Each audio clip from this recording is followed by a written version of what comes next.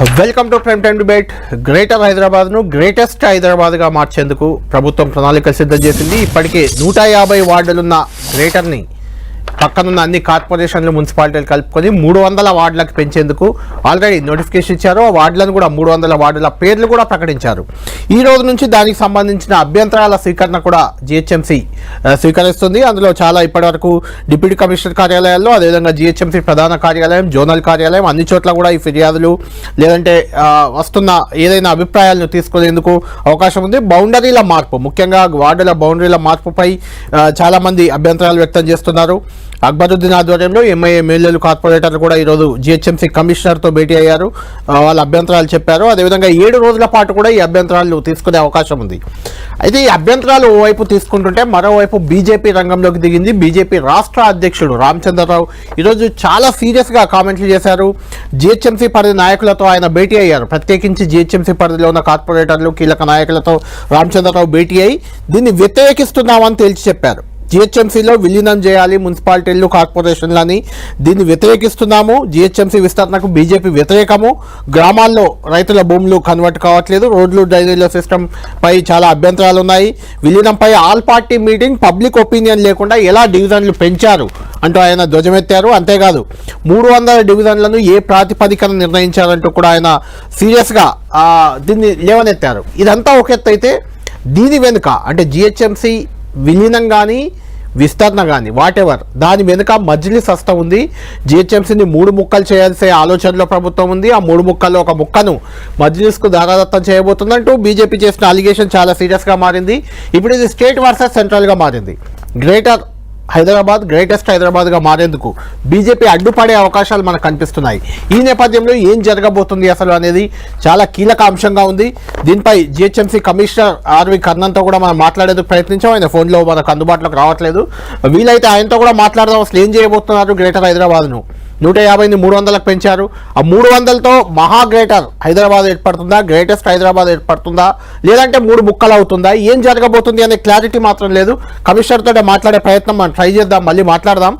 దానికంటే ముందు మాకు డిబేట్లో జాయిన్ అవుతున్నారు. ఇదే అంశంపై డిబేట్లో కూడా చర్చిద్దాం. ఎందుకంటే 3 ప్రధాన పార్టీలు బీజేపీ, బీఆర్ఎస్, అదేవిధంగా కాంగ్రెస్ పార్టీ అధికార పార్టీ నుంచి కూడా జిహెచ్ఎంసీ పరిధిలో చాలా అంశాల్లో, చాలా కీలక అంశాల్లో ఎక్కువగా రియాక్ట్ అయ్యే నేతలు మనకు లైవ్లో అందుబాటులో ఉన్నారు.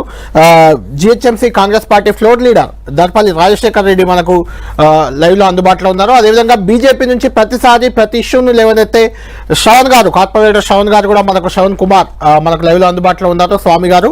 అదేవిధంగా కాసేపట్లో మన స్టూడియోలో జాయిన్ అవుతారు బీఆర్ఎస్ పార్టీ నుంచి తన గలాన్ని ఎప్పుడు వినిపించే మన్నె కవిత. ఆమె కూడా మన కార్పొరేటర్ మన డిబేట్లో జాయిన్ అవుతారు కాసేపట్లో.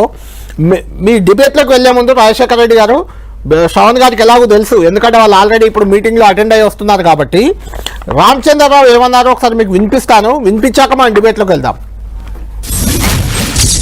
హైదరాబాద్ నగరాన్ని విస్తరణ పెంచి ఇది దేశంలోనే అతిపెద్ద నగరం కింద మారుస్తారు అనేటువంటి ఆలోచన చేశారు.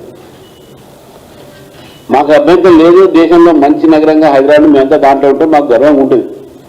కానీ ఎటువంటి ఒక సౌకర్యాలు కలిగించకుండా, ఎటువంటి ఒక ఆల్ పార్టీ మీటింగ్ పెట్టి ఒక ఒపీనియన్స్ తీసుకోకుండా, అభిప్రాయాలు తీసుకోకుండా, ప్రజల నుంచి పబ్లిక్ హియరింగ్ లేకుండా మీరు ఈ విస్తరణ అదేవిధంగా 300 వార్డ్స్ డివిజన్స్ పెట్టారే, అది ఏ ప్రాతిపదికన పెట్టారు? మజ్లిస్కి మాత్రమే లాభం చేయడానికి ఈరోజు ఈ యొక్క స్టెప్ తీసుకున్నారని స్పష్టంగా కనబడుతుంది. నాకు ఇంకో విషయం తెలిసింది, దీన్ని 3 భాగాలు చేయాలనుకుంటున్నారు ఈ ప్రభుత్వం. 3 భాగాలు చేసి ఒక భాగం మొత్తం కూడా మజ్లిస్ పార్టీకి దారావతం చేసి వాళ్ళకు వచ్చేటటువంటి 70 సీట్లు ఏది ఉన్నాయో దాంతోపాటు 10-15 పక్క నుంచి మెజార్టీ సంబంధించినటువంటి ఒక బూత్లు ఒక డివిజన్ తీసుకొచ్చి వాళ్ళకు కలిపి ఆ ఒక్క పార్ట్ మాత్రం మొత్తం మజ్లిస్ పార్టీకి మేయరు, డిప్యూటీ మేయరు అన్ని వాళ్ళకు వచ్చేటట్టు ఈ ప్రభుత్వం చేస్తున్న కుట్ర, మజ్లిస్ పార్టీకి హెల్ప్ చేసే కుట్రని హైదరాబాద్ ప్రజలందరం కూడా మనం వ్యతిరేకించాలి. 2 పార్టీలు కూడా, బీఆర్ఎస్ పార్టీ కూడా గతంలో మజ్లిస్ మీరా భాయ్ అనేది వాళ్ళు తిరిగిందో, మా ఇప్పుడున్న రేవంత్ రెడ్డి గారు అయితే రేవంత్ రెడ్డి వారం మైబీ మజ్లిస్ మైబీ ముస్లిం అనే మాటలు ఆయన మాట్లాడతారు. దయచేసి హైదరాబాద్ ని మజ్లిస్ పార్టీకి దావాతం చేయకండి. ఇది హిందూ ముస్లిం కాదు, ఇది డెవలప్మెంట్ వర్సెస్ నాన్ డెవలప్మెంట్, అభివృద్ధి యొక్క విరోధ శక్తులతో ఈ పోరాటం జరుగుతుంది రేపు రాబోయే రోజుల్లో. రైట్, మొత్తానికి స్టేట్ వర్సెస్ సెంట్రల్గా మారింది. స్టేట్ ప్రభుత్వం అంటే రాష్ట్ర ప్రభుత్వం గ్రేటర్ని గ్రేటెస్ట్గా చేసే ప్రయత్నం చేస్తుంటే దాన్ని అడ్డుకుంటామంటూ కేంద్ర ప్రభుత్వ ప్రతినిధి ఒక రకంగా ఆయన బీజేపీ రాష్ట్ర శాఖ అధ్యక్షుడు రామచంద్రరావు గారు చెప్పడం ఇప్పుడు ఆసక్తిగా మారింది. గ్రేటెస్ట్ అవుతుందా? దీనికి బీజేపీ రామచంద్రరావు లేవనెత్తిన అభ్యంతరాలపై మాట్లాడదాం దర్పల్లి రాజశేఖర రెడ్డి గారితో. ముందుగా రాజశేఖర రెడ్డి గారు ఇలా 2-3 అంశాలు ఖచ్చితంగా రామచంద్రరావు గారు అన్న దాంట్లో పాయింట్ ఉంది. ఒకటి, గ్రేటర్ హైదరాబాద్ను గ్రేటెస్ట్ హైదరాబాద్ చేయాలి, ప్రపంచ వ్యాప్త నగరంగా దీన్ని చేయాలి, లేకుంటే దేశంలో పెద్ద నగరంగా చేయాలి. సంకల్పం మంచిది. 300 వార్డులు ఆల్రెడీ ప్రకటించారు. ఆ పేర్లు కొంచెం బౌండరీస్ ఏమైనా ఉంటే అభ్యంతరాలు అడుగుతున్నారు. మార్చే అవకాశం ఉంది, అది పెద్ద ఇష్యూ కాదనుకోండి. అయితే ఇక్కడ మెయిన్ వస్తున్న పాయింట్ ఏంటంటే మజ్లిస్ కోసం ఈ విభజన కానీ విస్తరణ కానీ వాటెవర్ జరుగుతుంది అనేది ఒక పాయింట్. రెండోది, 300 వార్డులతో నిజంగానే దేశంలో అతిపెద్ద నగరంగా గ్రేటర్ హైదరాబాద్ అవబోతుందా, గ్రేటెస్ట్ హైదరాబాద్ అవబోతుందా, లేదంటే 300 వార్డులు 100 3 ముక్కలుగా కాబోతుందా అనే ఒక అనుమానం సామాన్యం నుంచి బీజేపీ రాష్ట్ర శాఖ అధ్యక్షుని వరకు ఉంది. దానిపై కొంత క్లారిటీ ఇస్తే బాగుండదేమో కదా మీరు మొదలుపెట్టే సందర్భంగానే. ఇప్పటివరకు కమిషనర్కి తెలియదు, మేయర్కి తెలియదు, కార్పొరేటర్లకు తెలియదు, ప్రభుత్వానికి తెలిసేమో తెలియదు. నాకు ఏం చెప్తారు దానిపై? ఇస్తారు అన్న, ఇప్పుడు టైము జస్ట్ ఇప్పుడు నోటిఫికేషన్ ఇచ్చిండ్రు, దీనికి ఖచ్చితంగా ఇవ్వాల్సిన అవసరం ఉన్నది. ఇవ్వకుండా ఏముండరు. ఎందుకంటే ఇప్పుడున్న పరిస్థితుల అంటే వాస్తవానికి రామచంద్రరావు గారికి తెలిసేదిలో 70 సీట్లు మరి మజ్లిస్కి ఎక్కడి నుంచి ఇచ్చినో నాకు తెలియదు. అంటే మజ్లిస్కి ఉన్న సీట్లు 44 అంతే, అప్రాక్సిమేట్లీ 44 ఉంటాయి. అవును సరే, ఇప్పుడు రామచంద్రరావు గారికి ఎవరు రాంగ్ ఇన్ఫర్మేషన్ ఇచ్చినట్టున్నారు. కాదు, ఆయన అంటున్న పాయింట్ ఏంటంటే ఇప్పుడు 44 ఉన్నాయి, రేపు 300 అయిన తర్వాత 70 గొంప గుర్తుగా వాళ్ళ వైపు వెళ్తున్నాయి, ఓల్డ్ సిటీలో పెరిగాయి వార్డులు అనేది ఆయన అభ్యంతరం. ఏం పెరగవు, ఎట్లా పెరుగుతాయి? ఇంకా ఓల్డ్ సిటీలో ప్రస్తుతం 25,000 ఉన్నాయి కూడా 40,000 తీసుకొని వచ్చినాం. తగ్గే అవకాశం ఉంది తప్ప ఎక్కడ కూడా పెరిగే అవకాశం లేదు. సరే, ఎవరు ఎట్లా నష్టపోతారా, ఎవరు లాభపడతారా అనే దాన్ని పక్కన పెడితే end of the day greater Hyderabad greatest Hyderabad గా మారాల్సిన అవసరం ఉంది. పదే మా ముఖ్యమంత్రి గారు చాలా స్పష్టంగా చెప్తున్నారు, మన పోటీ పడుతున్నది ప్రపంచంలో ముందుకు పోతున్న దేశాలతోటే. అంటే ఆ దేశాలతో కాంపీట్ కావాలంటే ఈ రాష్ట్రం ముందుకు పోవాలంటే హైదరాబాద్ నగరం అనేది ఖచ్చితంగా అవసరం ఉన్న నగరము. ఈ నగరము విశాలమైన నగరంగా మారాలి, డీకంజెషన్ జరగాల. మనందరం కూడా మంచి వాయువు పీల్చుకోవాలంటే హైదరాబాద్ ని డీకంజెషన్ చేసి ఇక్కడున్న వాళ్ళందరూ కూడా చుట్టుపక్కలకు పోవాలన్న ఉద్దేశంతో కూడా చేయడం జరుగుతున్నది. సో ఇదంతా కూడా అవసరం ఉన్న ప్రక్రియ, ఏదో ఎవరి కోసమో చేసే ప్రక్రియ కాదు, ఉన్న ప్రతి ఇండివిజువల్ కోసం చేస్తున్న ప్రక్రియ. ఇది ఒక పార్టీ కోసం చేసిన ప్రక్రియ కాదు. 2007 సంవత్సరంలో స్వర్గీయులు రాజశేఖర రెడ్డి గారు ఆ రోజు ఎంసీహెచ్ ఉన్నప్పుడు గ్రేటర్ హైదరాబాద్ మున్సిపల్ కార్పొరేషన్ చేసిండ్రు. ఆ రోజు నుంచి ఈ రోజు వరకు కాంగ్రెస్ పార్టీ అధికారంలో లేదు. మాకన్నా ఎక్కువ సీట్లు బీజేపీ పార్టీ తీసుకుంది మొన్నసారి. దానికన్నా ముందు టీఆర్ఎస్ ఉన్నది, దానికన్నా ముందు కాంగ్రెస్ పార్టీ ఉన్నది. సో ఇది పార్టీకి సంబంధించిన అంశం కాకుండా చూడాల్సిన అవసరం ఉన్నది. సరే, రామచంద్రరావు గారికి మరి ఉన్న ఇన్ఫర్మేషన్ ప్రకారం ఆయన మాట్లాడుతుండొచ్చు, నేనే తప్పుగా భావించట్లేదు. కానీ ఒకటైతే చెప్తున్నా, 300 సీట్లు అయినప్పుడు మజ్లిస్ కి ఈ రోజున్న ప్రాతినిధ్యం 40. ఒకవేళ శివారు మున్సిపాలిటీలో వచ్చినప్పుడు ఒకవేళ వాళ్ళు డిపెండ్ అవుతున్న ముస్లిం మైనారిటీ ఓట్లు అయితే ఇక్కడ శివారు మున్సిపాలిటీస్ లో ఉన్న ముస్లిం మైనారిటీ సంఖ్య ఎంత అనేది కూడా రామచంద్రరావు గారు క్లియర్ గా ఆలోచించాలి. ఎట్ ద సేమ్ టైం బీజేపీలో ఉన్న కార్పొరేటర్స్ అందరికి కూడా నా విజ్ఞప్తి, మీ అందరికి కూడా తెలుసు మజ్లిస్ ప్రాధాన్యం ఎక్కడుంది, వాళ్ళ ప్రాధాన్యత ఓట్ ఎక్కడుంది అనేది చాలా స్పష్టంగా ఉన్నది. రైట్, మనతో పాటు డిబేట్ లో జాయిన్ అవుతున్నారు బీఆర్ఎస్ పార్టీ నుంచి కూడా కార్పొరేటర్ మన్నే కవిత గారు. ముందు శ్రావణ్ గారితో మాట్లాడి మీ దగ్గరికి వస్తాను. శ్రావణ్ గారు, మీరు విన్నారు కదా, రామచంద్రరావు గారు అన్నది విన్నారు, అంటే మీరు అక్కడే మీటింగ్ లో కూడా ఉన్నారు, దానికి జవాబు ఇస్తున్నారు దర్పల్లి రాజశేఖర రెడ్డి గారు. ఏంటి మీ అభ్యంతరాలు? ప్రధాన అభ్యంతరం ఏంటి అంటే ఏం చెప్తారు? ముందుగా నమస్తే అండి. ఇప్పుడు గ్రేటర్ హైదరాబాద్ ని గ్రేటెస్ట్ హైదరాబాద్ చేయడంలో మాకు ఎటువంటి అభ్యంతరం లేదు, జరగాల, డెవలప్మెంట్ జరగాల. కానీ ఒక విషయం మనం ఆలోచించాలి, డెవలప్మెంట్ అంటే ఏంటి? What is the definition of the development? అంటే కేవలం విస్తీర్ణాన్ని ఎట్లా పడితే అట్లా పెంచడమే డెవలప్మెంట్ అంటే అది కరెక్ట్ కాదు. నేను ఒక విషయం చెప్తానండి, వేరే సిటీస్ తో పోల్చుకుంటే దేశంలో హైదరాబాద్ కు ఉన్నటువంటి biggest advantage we have a round topology. మనం సర్క్యులర్ టోపాలజీలో ఉన్నాం కాబట్టి మనం ఈ రోజు రింగ్ రోడ్ కట్టుకున్నాము, అవుటర్ రింగ్ రోడ్ కూడా కడుతున్నాం.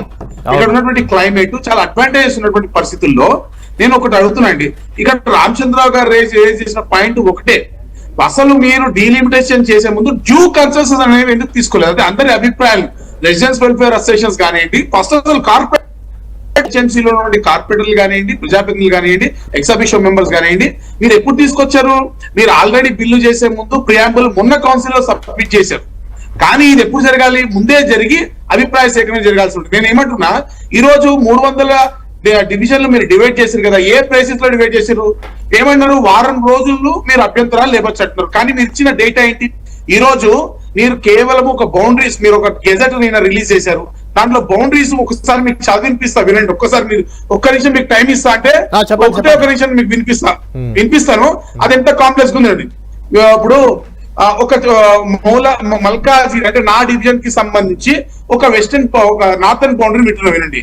The northern boundary of the ward starts from the Safilguda railway station and runs towards the Safilguda chaurasta and takes left turn and runs all along with the northern side up to the Safilgoda Tankman and takes a right turn and the road number 2 and runs towards the northern side again and takes left turn and at the back side of the Jain apartment and runs towards the northern side and touches the road number 3 Safilgoda 3 and takes right turn and ends at the railway track at lower Safilgoda. ఇది అండి boundary definition పాలించిన gazette లో. నేను ఒక చిన్న part మాత్రం చదివినా, దీంట్లో ఇన్ని రైట్ టర్న్లు లెఫ్ట్ టర్న్లు ఉన్నాయి కదా.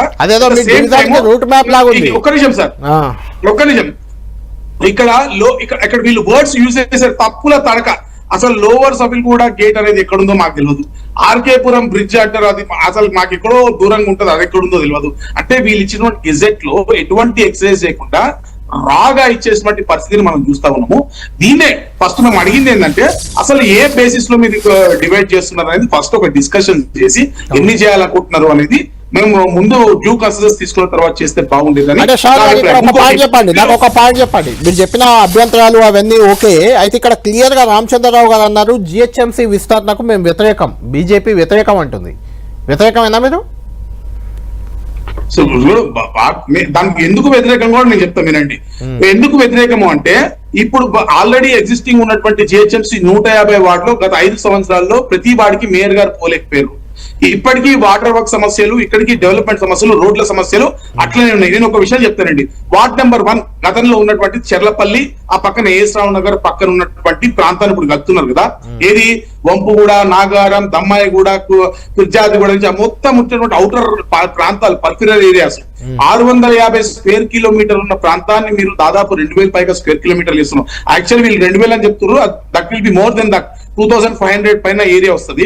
ఆ ఏరియాలో అంటే ఇంత పెద్ద ఎత్తున 3 to 4 టైమ్స్ ఏరియా పెరుగుతున్నప్పుడు అక్కడ గుంతల రోడ్లు ఉన్నాయి, అక్కడ ఇన్ఫ్రాస్ట్రక్చర్ జిహెచ్ఎంసీ స్టాండర్డ్స్ లేవు. అక్కడ ఉన్నటువంటి పంచాయతీ లేఅవుట్స్ లో కమ్యూనిటీ హాల్స్ కానీ పార్క్స్ కానీ జిహెచ్ఎంసీ నామ్స్ ప్రకారం లేవు. అవి ఎప్పుడో చేసినవి రెగ్యులైజ్ చేయకుండా అనేక రకాల ఇబ్బందుల్లో ఉన్నవి. ప్రతి రోడ్లు గుంతలు పడి ఉన్నాయి. మరి జిహెచ్ఎంసీలో కలిపేటప్పుడు జిహెచ్ఎంసీ నామ్స్ కి అవి మ్యాచ్ కావాలంటే మీరు ఏమైనా స్పెషల్ ప్యాకేజ్ ఏమైనా అనౌన్స్ చేసిర్రా? లేదా ఆ రోడ్లు బాగు చేయడానికి డబ్బు ఎక్కడికి వెళ్ళేస్తారు?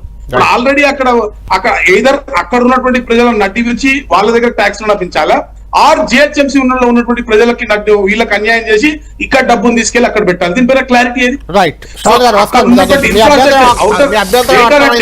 ప్రాంతాన్ని విస్తరించడం కాదు సార్. మీ దగ్గరికి మళ్ళీ వస్తాను.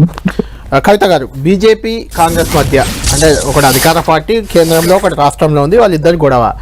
వాస్తవానికి మీది జిహెచ్ఎంసీ మీది, అంటే మీరు గెలిచారు ఎక్కువ సీట్లు, మీది మేయర్ మీ వాళ్ళే, డిప్యూటీ మేయర్ మీ వాళ్ళే, ఇప్పుడు మారిపోయారు అనుకోండి, అది వేరే విషయం. ఏంటి ఇప్పుడు ఈ 300 వార్డుల విభజన, అది విభజన అనుకుంటున్నారా లేకుంటే విస్తరణ అనుకుంటున్నారా? మీ బీఆర్ఎస్ స్టాండ్ ఏంటి ఈ విషయంలో?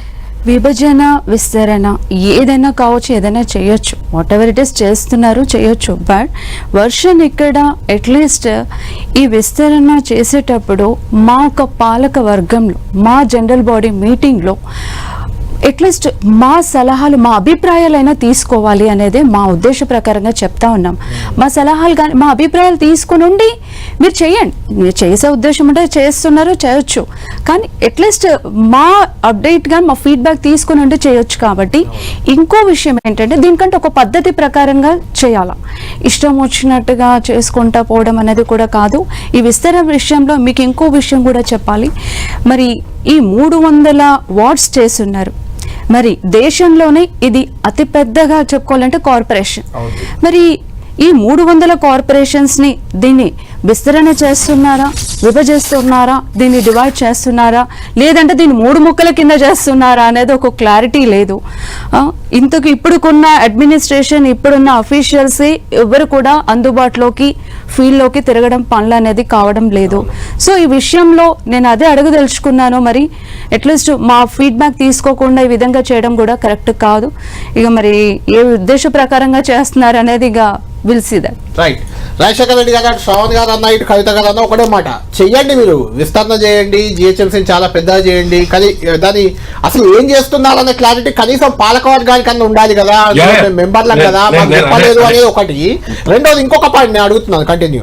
600 స్క్వేర్ కిలోమీటర్లు ఉన్న జిహెచ్ఎంసీనే మేయర్ కానీ లేకుంటే కమిషనర్ కానీ అక్కడ మీరే ఒక్కొక్కసారి వెళ్ళలేని పరిస్థితి ఉంటుంది, కార్పొరేటర్లు కూడా మొత్తం తిరిగే పరిస్థితి ఉండదు ఒక్కొక్కసారి.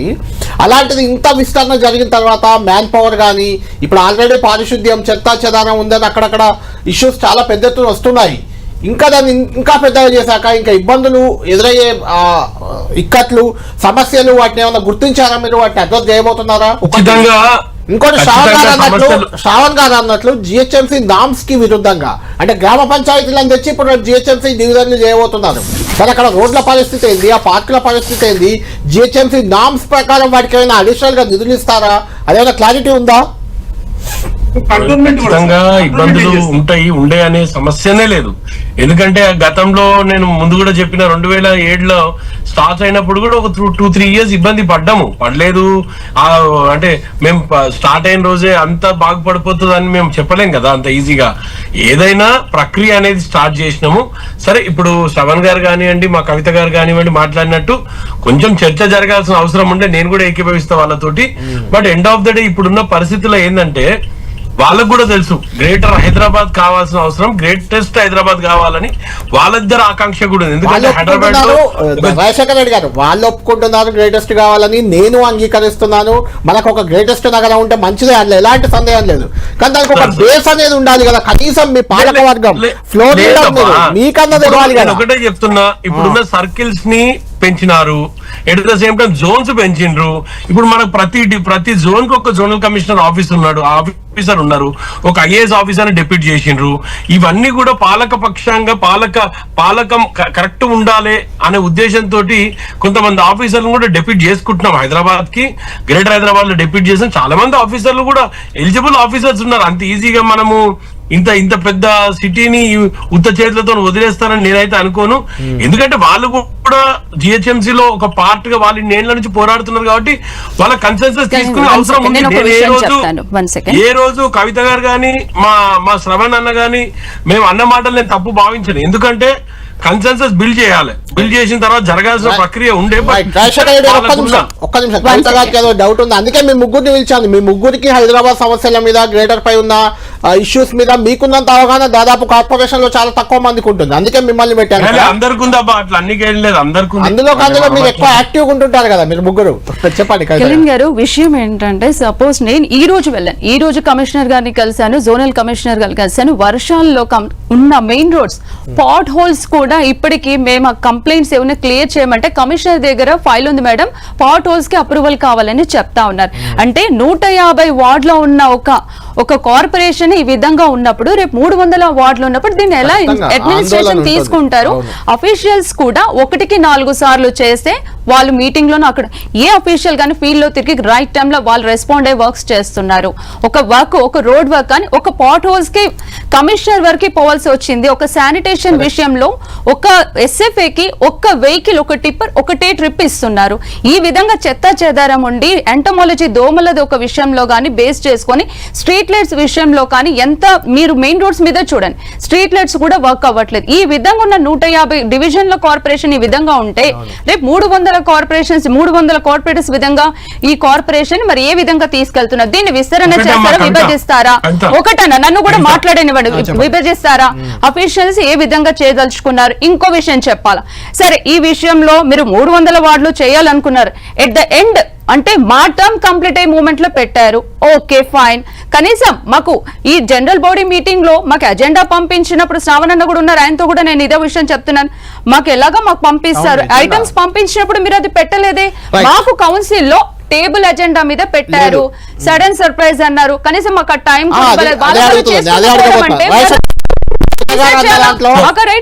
అడుగుతాను రాజశేఖర రెడ్డి గారు, శ్రావణ్ గారు ఒక పాయింట్ ఉంది. నేను కూడా సర్ప్రైజ్ అయ్యాను, ఎందుకంటే అదేదో గిఫ్ట్ ఇస్తున్నట్టు కార్పొరేటర్లకి 2 కోట్లు ఇస్తున్నామని, డివిజన్లు విభజిస్తున్నామని మేయర్ ప్రకటించడం, అది కొంచెం మీకు కంఫర్ట్ గా అనిపించింది. అది అక్కడ మీరు ఉండే ఉంటారు కదా అప్పుడు. అట్లా కాదు, 2 కోట్లు ఇచ్చింది మాత్రం వాస్తవం.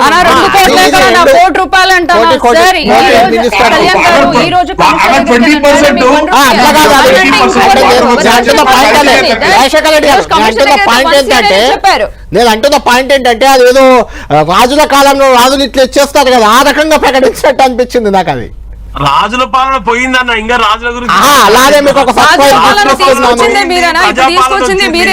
మనం చెప్తా ఉన్నాను. పాపం అన్నకి నేను ఒకటే చెప్తున్నా, రేవంత్ రెడ్డి గారికి అప్పటికప్పుడు కలబడిందేమో. అప్పటికప్పుడు జనరల్ బాడీ మీటింగ్ లో మరి 300 డివిజన్ల మరి దీన్ని మమ్మల్ని యాక్సెప్ట్ చేయమనే విధంగా పాలక మండలిలో పెట్టుంటారు. అప్పటికప్పుడు మరి అడ్మినిస్ట్రేషన్స్ కూడా మరి ఎలా చేస్తున్నారు వాళ్ళకే తెలియాలి.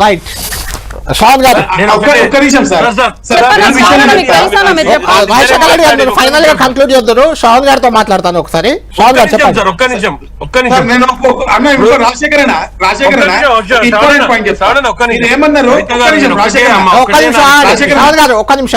చెప్పండి రాజశేఖర రెడ్డి గారు. కవిత గారు ఒకటే ఒక రిక్వెస్ట్ అమ్మా నాది. ఈ రోజు మున్సిపాలిటీ, మన మున్సిపల్ కార్పొరేషన్ బయట మున్సిపాలిటీస్ ఉన్నాయి. అది గతంలో టిఆర్ఎస్ ప్రభుత్వం తీసుకొచ్చిన వ్యవస్థ. ఆ వ్యవస్థలో రోడ్లు వేయలేదు, స్ట్రీట్ లైట్స్ వేయలేదు, వాటర్ ఫెసిలిటీ చేయలేదు, at the same time entomology schemes లేవు, అక్కడ కమిషనర్ లేరు.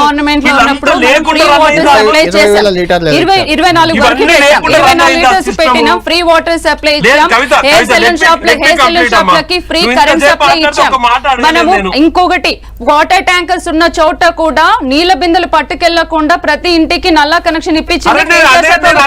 ఇక ఇంకోటి కార్పొరేషన్ సర్కిల్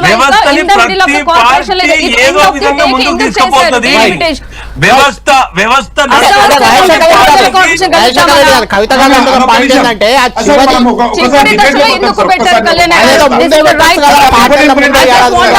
మాట్లాడతాను, వస్తాను. శ్రావణ్ గారు చెప్పండి. శ్రావణ్ గారు ఒక్క ఇంపార్టెంట్ పాయింట్ అడుగుతా. సరే మీరు చేశారు, నేను కాదంటలే, కానీ ఒక క్వశ్చన్ అడుగుతున్నా. మీరు వారం రోజులు మా అభ్యంతరాలు లేవనెత్తడానికి సమయం ఇచ్చారు. నేను ఏమని అడుగుతున్నా, అభ్యంతరాలు లేవనెత్తడానికి మీరు ఇచ్చిన డేట్ ఏంటండి? ఓ గెజెట్ ఇచ్చి పడేశారు, దాని అర్థం కాని బౌండరీస్ ఇచ్చారు, మ్యాప్స్ ఇవ్వలేదు.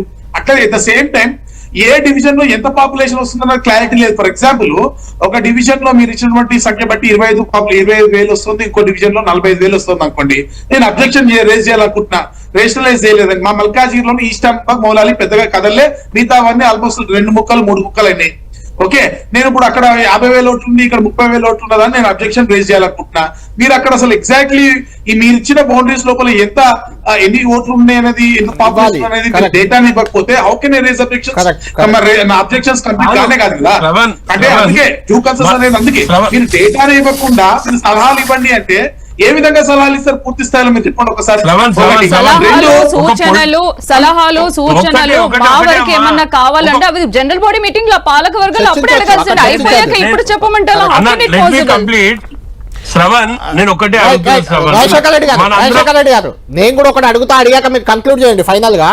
అంటే వీళ్ళు అంటున్నది ఏంటంటే, ఇప్పుడు డిబేట్ లో వచ్చినది కానీ బయట జనంలో ఉన్నది కానీ చర్చ ఏంటంటే, ఒకటి ఫస్ట్ పాయింట్ నేను మిమ్మల్ని అడిగినట్టు గ్రేటర్ విస్తరించి 300 వార్డులతో మహా గ్రేటర్ అవుద్దా, లేదంటే విభజన జరిగి 3 కార్పొరేషన్లు అవుద్దా, ఒక పాయింట్.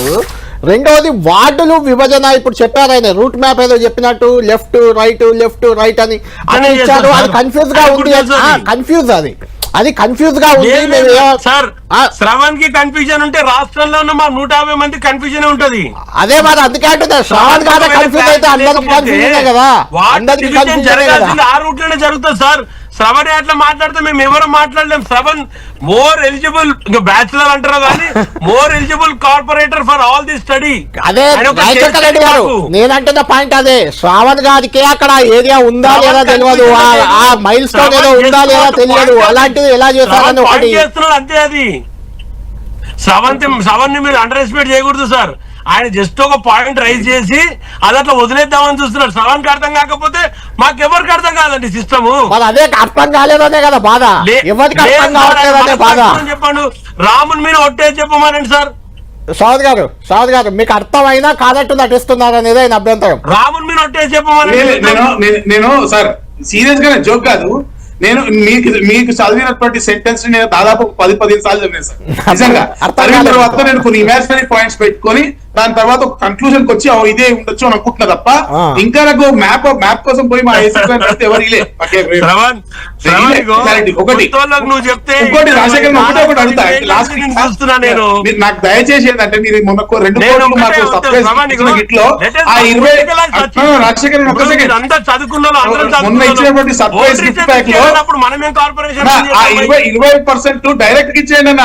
వాటర్ వర్క్స్ ఇప్పటి వరకు మాకు అసలు లాస్ట్ మూమెంట్లు వచ్చి ఆ వాటర్ వర్క్స్ ఇన్స్ట్రక్షన్స్ లేవంట, వాళ్ళకి ఇన్స్ట్రక్షన్స్ ఎప్పుడు వాళ్ళ పని చేసుకోవాలి.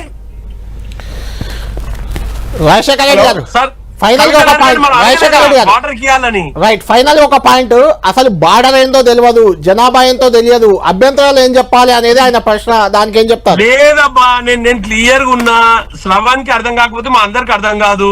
నేను అర్థం చేసుకోండి మీరు క్లియర్ గా. It's a very clear process what goes on in every bifurcation. ఈ రోజు ఇట్లా ఉండొచ్చు, రేపు ఎమ్మెల్యేల బైఫర్కేషన్ జరిగినప్పుడు కూడా ఈ విధమైన బౌండరీస్ ఫిక్స్ చేస్తారు. బౌండరీస్ కాదు, జనాభా గురించి అడుగుతున్నారు. కొత్తగా చేసిన ప్రక్రియ కాదు, జనాభా యూజ్డ్ ప్రాక్టీస్ ఇన్ జిహెచ్ఎంసీ.